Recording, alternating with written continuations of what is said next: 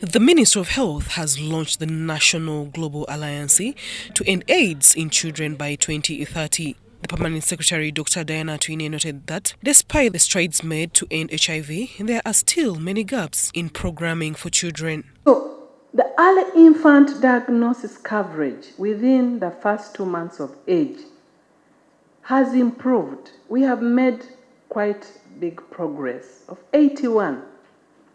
But that is not enough. 81 is not acceptable still. We need to get to 100. At some moment, the Permanent Secretary, Dr. Diana Atwine, got emotional and told the delegation to get out of their comfort zone and talk to the children in order to change the narrative. I'm so emotional. I'm so emotional because when I talk to these children, I just walked out and cried. Those young people out there need us to get there, sit with them, listen to them. For me, I'm emotional because I have 3 girls that are adolescents. And I when I looked at these children, I was like, I'm their mother, my goodness. I said, oh my God, these are my children. 12 years, 13 years. How on earth? How can we just continue? Like life is like that, is normal. We must get out of our comfort zone. We must.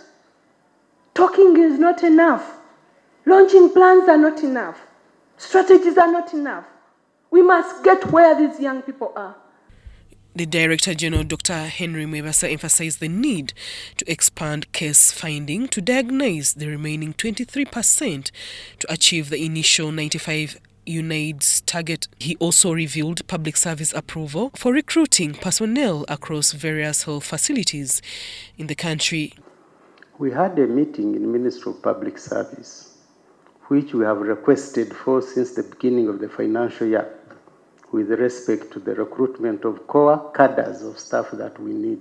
Anesthetists we need in health center force, the midwives, the nurses, the specialists, at least where we have a budget and we have that kind of money, which would be going back at the end of the financial year if that money is not utilized. And yet, that money was released to the sector. And you recall there is a ban on recruitment, and it can only be Cabinet and Ministry of Public Service that can remove that ban.